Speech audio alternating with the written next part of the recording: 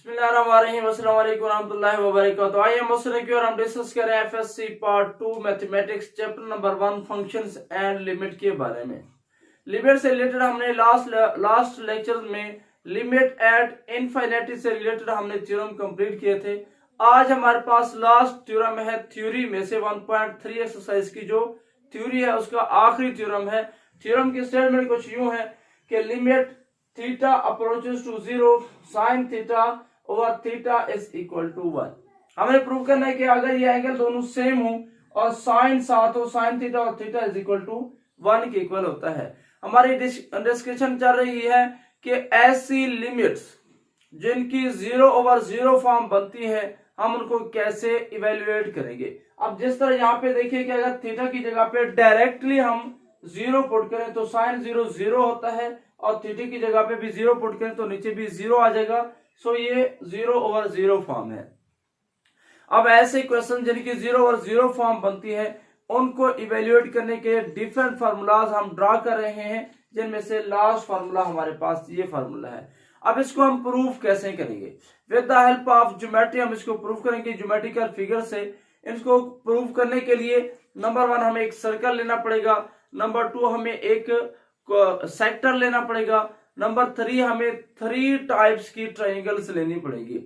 हम 3 मुसल्लस बनाएंगे, फिर उनके एरियाज निकालेंगे, सर्कल, उसके बाद सेक्टर, उसके बाद ट्रायंगल्स। तो सेक्टर का भी हम एरिया फाइंड आउट करेंगे, साथ साथ ट्रायंगल के भी एरियाज फाइंड करेंगे। एरियाज फाइंड करने के बाद उनको कंपेयर करेंगे तो हमारे पास आंसर आ जाएगा। तो सबसे पहले सेक्टर की अगर बात करें तो सेक्टर क्या होता है? सबसे पहली बात तो यह कि सेक्टर होता क्या है। सेक्टर आपके पास होता है कि 2 रेडियस या रेडियाई और एक आर्क का सेंट्रल एरिया। ये आपके पास आर्क है और ये 2 रिदास है, रेडियस है। तो आर्क और इन रेडियस के दरमियान में ये जो एरिया आ रहा है इसको बोलते हैं सेक्टर ऑफ अ सर्कल। अब इस सेक्टर का हम एरिया कैसे फाइंड करते हैं? इसका एरिया फाइंड करने का फॉर्मूला होता है 1/2 आर स्क्वायर थीटा। ये इस सेक्टर का एरिया फाइंड करने का फॉर्मूला है। उसके बाद आ जाती है आपके पास ट्रायंगल। तो ट्रायंगल अगर आपके पास राइट है तो उसका एरिया आप कैसे निकालते हैं? अगर A B C for example ये राइट ट्रायंगल है तो इसका एरिया फाइंड करने का फॉर्मूला होता है 1/2 इंटू बेस मल्टीप्लाई आल्टीट्यूड। तो ये आपके पास फार्मूला होता है ट्रायंगल का एरिया फाइंड करने का। अब याद रख लें कि अगर आपके पास ट्रायंगल एक्यूट ट्रायंगल है, राइट है, तो उसमें आपके पास आल्टीट्यूड ऑलरेडी एग्जिस्ट करता है। अगर आपके पास एक्यूट है यानी हादा जाविया मुसल्लस है तो फिर आपके पास बेस क्या होगा, परपेंडिकुलर क्या होगा। ये जो एक्सटर्नल पॉइंट है, बिरूनी पॉइंट है, इससे सामने वाली साइड पे आप परपेंडिकुलर ड्रा करें। तो ये जो आपके पास परपेंडिकुलर आ रहा है सी डी, किस पे ड्रा किया? ए बी पे, जिसकी बेस ए बी होगी और आल्टीट्यूड सी डी होगा। किसका? मुसल्लस ए बी सी का। ये जो आपके पास सी डी आ रहा है ये इसका आल्टीट्यूड कहलाएगा। याद रख लें कि जस्ट राइट ट्रायंगल के अंदर परपेंडिकुलर नहीं होता बल्कि एक्यूट के अंदर भी होता है, ऑब्ट्यूज के अंदर भी होता है, हादा जाविया मुसल्लस का भी होता है, मुनफज्जा जाविया मुसल्लस का भी अमूद होता है। जो राइट ट्रायंगल हो, कैमा जाविया हो, उसका जो परपेंडिकुलर है वो उसकी एक साइड ही बनती है। जो आपके पास एक्यूट ट्रायंगल होती है, हादा जाविया होती है, उसका जो परपेंडिकुलर या आल्टीट्यूड होता है वो उसके अंदर होता है।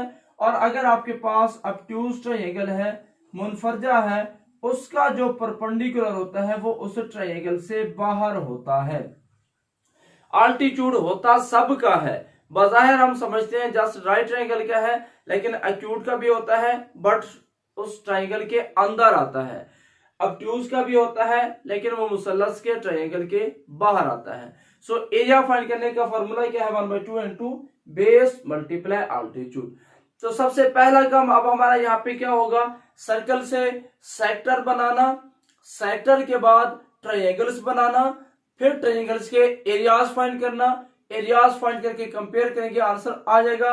अब इन एरियाज के लिए हमें यहाँ पे बेस मिल जाएगा लेकिन परपेंडिकुलर नहीं होगा, तो हम पहले परपेंडिकुलर बनाने की कोशिश करेंगे। ये जो कुछ मैंने बोला अब इसी चीज को एक्सप्लेन करते हैं। Let there be a circle. Circle क्यों ले रहे हैं? क्योंकि हमें एक सेक्टर रिक्वायर्ड है। तो सेक्टर क्या होता है? एक आर्क और दो रेडियस के दरमियान का एरिया। इसका मतलब यह है कि आपको सर्कल बनाना पड़ेगा, चूंकि आर्क सर्कल पे होती है। Let there be a circle with the centre at the point O and radius A। Radius S equal to 1। तो मैंने एक ऐसा सर्कल लिया जिसका रेडियस 1 है। इस तरह के सर्कल को बोलते हैं यूनिट सर्कल।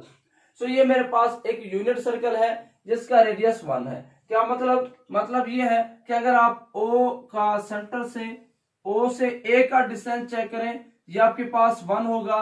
सिमिलरली O का B से अगर आप डिस्टेंस काउंट करें, ये भी हमारे पास 1 होगा। Let OAB is the sector of a circle. अब ये OAB ये हमारे पास बन गया सेक्टर, और इसका जो सेंट्रल एंगल होगा लेट का लेते हैं वो थीटा है, और थीटा भी हम रेडियन में मेजर कर रहे हैं। OAB is the sector of a circle, theta is the central angle of a circle. अब यहाँ पे OAOB किसके इक्वल आ जाएगा? 1 के। नो अब आप क्या करें, ये मेरे पास सेक्टर बन गया। सेक्टर का मैं एरिया फाइंड आउट कर सकता हूं। Now area of a sector directly आप यहां से निकाल लें। एरिया ऑफ अ सेक्टर, बीएस सेक्टर का जो एरिया होगा, एरिया का फॉर्मूला क्या होता है? Is equal to 1/2 r square theta is equal to 1/2 theta. चूंकि आर मेरे पास 1 है तो बाकी बच गया मेरे पास थीटा। इसको आप 1 का नाम दे दें। अब आप ट्रायंगल बनाने के लिए क्या करें? ट्रायंगल बनाने के लिए इस पॉइंट बी से आप सामने वाली साइड OA पे परपेंडिकुलर ड्रा करें। इसका नाम रख लें C। तो आप क्या लिखेंगे यहाँ पे? Draw perpendicular BC on OA। OA पे हमने एक परपेंडिकुलर ड्रा किया सच दैट इस तरीके से OCB is a right triangle. ये हमारे पास क्या है? राइट ट्राइंगल बन गई है। नो अब इस राइट ट्राइंगल से आप ये परपेंडिकुलर BC फाइंड कर सकते हैं। Right triangle, now BC over in right triangle जिसका नाम हमने क्या रखा है? OCB। इस राइट ट्राइंगल के अंदर हमारे पास BC over OB, BC over OB ये किसके इक्वल आ जाएगा? BC आपके पास है परपेंडिकुलर, OB आपके पास है इसका हाइपोटेनस 72, तो परपेंडिकुलर ओवर हाइपोटेनस आपके पास बनता है sine of theta. This simple है साइन थीटा। अब ये OB किसके इक्वल है? OB तो हमारे पास 1 के इक्वल है। इसका मतलब ये है कि sine theta is equal to BC। ये हमारा जो साइन थीटा होगा वो हमारा BC के इक्वल होगा। अब आप क्या करें, ये जो पॉइंट A है इस पॉइंट A को B के साथ मिला दें। मैं साथ साथ सारा काम करता जाऊंगा। तो A को मैंने B से मिलाया तो होगा क्या? जब मैंने A को B से मिलाया तो OAB ये मेरे पास एक एक्यूट ट्राइंगल है। तो यहां पे आप ये बात लिखेंगे, ज्वाइन करें भी किसको? A to B then OAB is an acute triangle. जब हमने इनको आपस में ज्वाइन किया तो मेरे पास ये जो OAB है ये मेरी कौन सी ट्राइंगल बन जाएगी? एक्यूट ट्राइंगल बन जाएगी। Then area of triangle OAB, इस ट्राइंगल का एरिया क्या होगा? Area of the triangle OA and B। इस ट्राइंगल का एरिया क्या होगा? एरिया का फॉर्मूला होता है 1/2 into base multiply altitude, that is base multiply perpendicular. So area of triangle OAB is equal to, अब ये जो मेरे पास ट्रायंगल OAB है इसका बेस मेरे पास क्या बन रहा है, बेस इसका है OC। बेस क्या होता है, जिस पे परपेंडिकुलर ड्रा किया जाए उसको हम बेस का नाम देते हैं। तो हमने किस पे परपेंडिकुलर ड्रा किया हुआ है, OA पे, इसका मतलब ये OA बेस बन जाएगा और ये BC इसका परपेंडिकुलर होगा। याद रख लें ये OAB इस बड़ी मुसल्लस का भी परपेंडिकुलर है, और अगर आप राइट ट्रायंगल OCB ले लें तो इसका भी ये परपेंडिकुलर है। ओके, तो एरिया क्या आएगा, एरिया आएगा 1/2 इनटू बेस है OA और साथ साथ जो अल्टीट्यूड है इसका वो आपके पास है BC। तो अब वैल्यू पुट करते हैं 1/2 इंटू OA। OA तो हमारा रेडियस है और OA हमारा 1 के इक्वल है, इसका मतलब ये है। बाकी बच जाएगा BC, तो BC किसके इक्वल है, 1/2 इंटू साइन थीटा। इसको आप 3 का नाम दे दें, ये मेरे पास साइन थीटा के इक्वल है। BC हमने फाइंड किया था अभी कि BC किसके इक्वल है, साइन थीटा के। तो इसका मतलब ये है कि ये हमने ट्रायंगल का एरिया फाइंड आउट कर लिया OAB। थर्ड नंबर पे अब आप क्या करें, ये जो पॉइंट B है इस OB को प्रोड्यूस करें, यानी इसको थोड़ा सा बढ़ा दें। कहां तक बढ़ाएं, पॉइंट D तक बढ़ा दें। उसके बाद OA पे एक और परपेंडिकुलर ड्रा करें from A to D। Okay, तो क्या क्या हमने प्रोड्यूस करें, बढ़ा दे थोड़ा सा, produce OB to D, then draw the perpendicular. अब आप एक परपेंडिकुलर ड्रा करें AD परपेंडिकुलर टू OA। तो मैंने क्या किया, O को D तक प्रोड्यूस किया, बढ़ा दिया, उसके बाद मैंने AD OA पे परपेंडिकुलर ड्रा किया। नाउ एरिया ऑफ, अब आपके पास एक नई ट्रायंगल बन गई, एरिया ऑफ ट्रायंगल OAD, नई ट्रायंगल आ रही है जिसका नाम है OAD। इसका एरिया क्या होगा, कोई भी ट्रायंगल हो, फार्मूला होता है 1/2 into base multiply altitude, base multiply altitude. तो क्या आएगा, area of triangle OAD is equal to 1/2 into base. अब इस ट्रायंगल की बेस क्या है, OAD, तो ये आपके पास बेस है OA। बेस क्या होती है, जिसपे परपेंडिकुलर बनाया जाए, तो इसकी बेस है OA। तो बेस OA और परपेंडिकुलर, अभी मैंने बोला अभी हमने AD परपेंडिकुलर बनाया है, तो इसका परपेंडिकुलर होगा AD। परपेंडिकुलर क्या होगा, AD, which is equal to 1/2 into AD। अब ये हमारे पास चूंकि OA 1 के इक्वल है, बाकी बच जाएगा AD। अब AD क्या है ये फिर हमें फाइंड करना पड़ेगा। AD फाइंड करते हैं इन राइट ट्रायंगल OAD। ये हमारे पास चूंकि राइट ट्रायंगल है, चूंकि AD हमारा परपेंडिकुलर है, तो यहां से हम फाइंड आउट कर सकते हैं। इस राइट ट्रायंगल के अंदर AD ओवर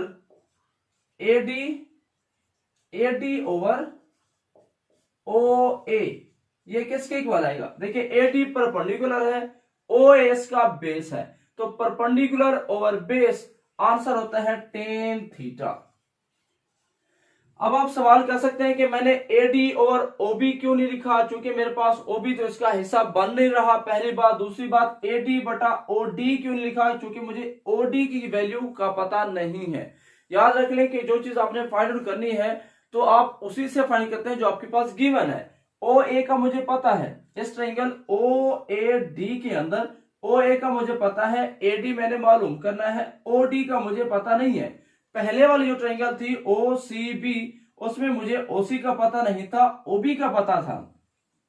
इस वजह से मैंने BC मालूम करना था, तो BC को मैंने OB पे डिवाइड किया था, BC को मैंने OB पे डिवाइड किया, क्योंकि BC फाइंड करना है अब बीसी को ओसी पे अगर मैं डिवाइड करता हूं, ओसी की कीमत का तो मुझे नहीं पता, ओबी का मुझे पता था कि वो 1 के इक्वल है। तो जो चीज आपने फाइंड करनी है उसको उससे डिवाइड करें जो आपको गिवन हो। तो इस वजह से मैंने बीसी को ओबी पे डिवाइड किया था।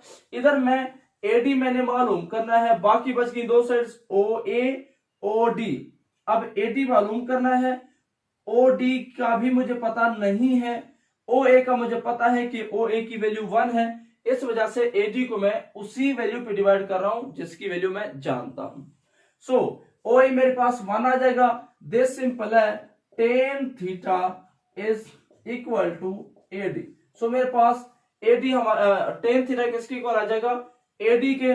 तो फाइनल रिजल्ट क्या बनेगा, area of triangle O A D.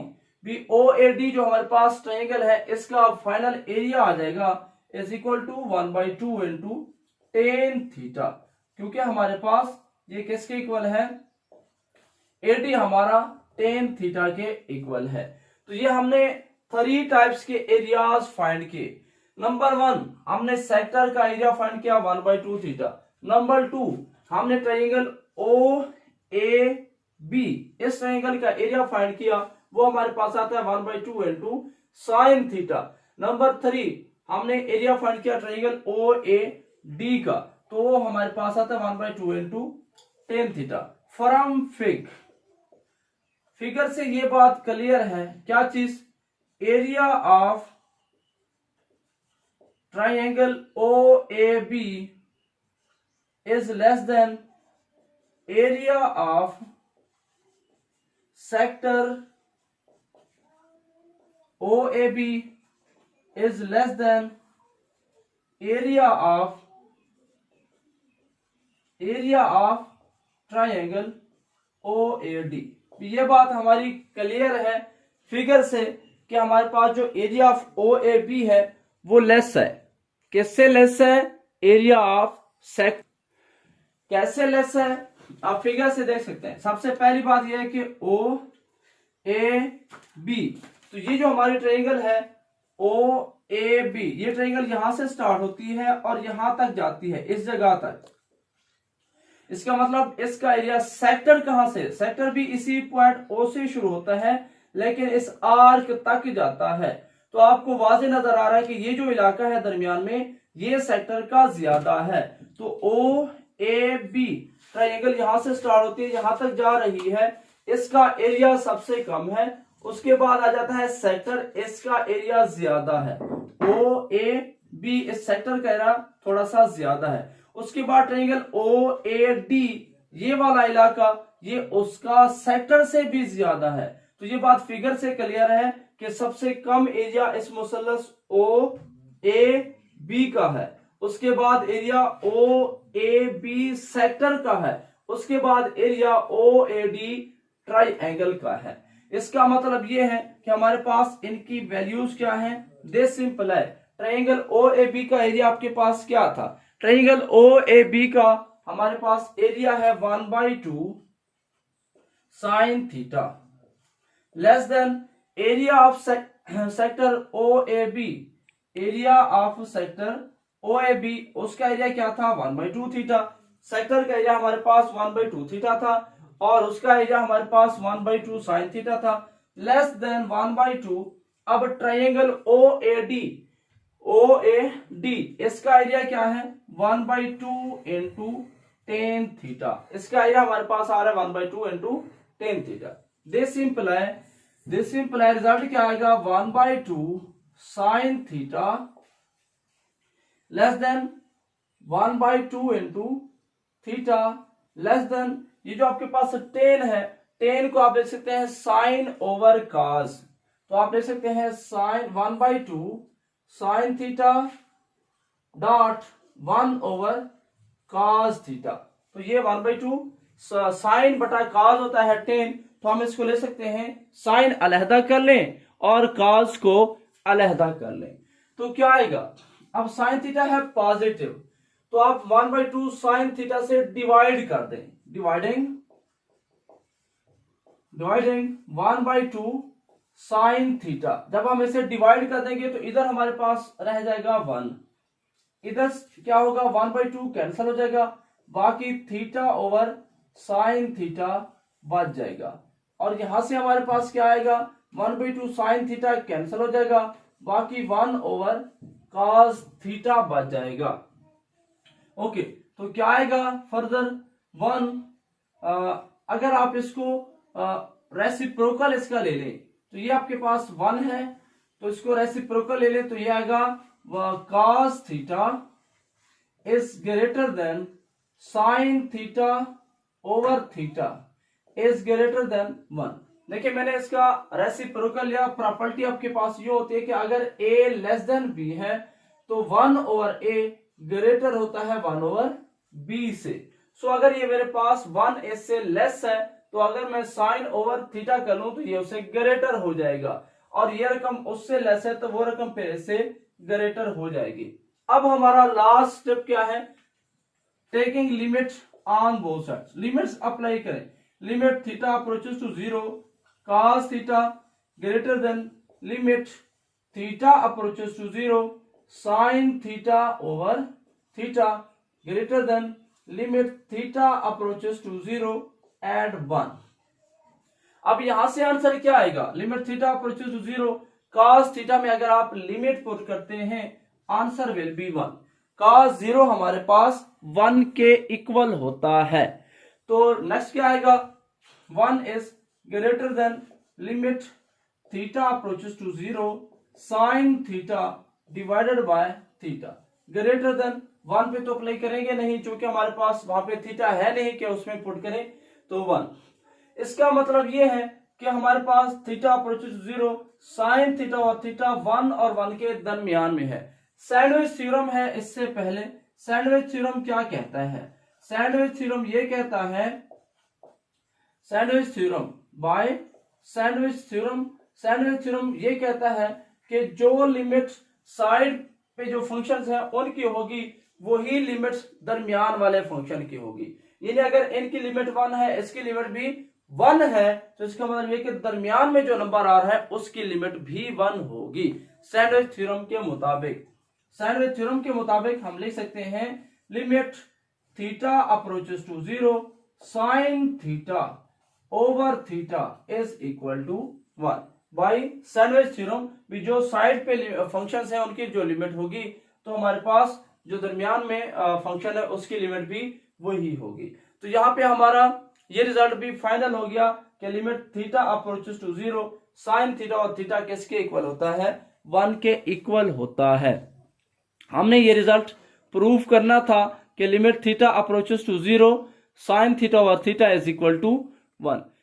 यहाँ पे हमने ज्योमेट्रिकली इसको प्रूव कर लिया कि वाकई ये जो रिजल्ट है हमारा होल्ड करता है। लिमिट से रिलेटेड हमारे टॉपिक फाइनल हुआ। इंशाल्लाह नेक्स्ट लेक्चर में हम एक्सरसाइज 1.3 लिमिट से रिलेटेड क्वेश्चंस को सॉल्व करेंगे। At the end Allah Hafiz.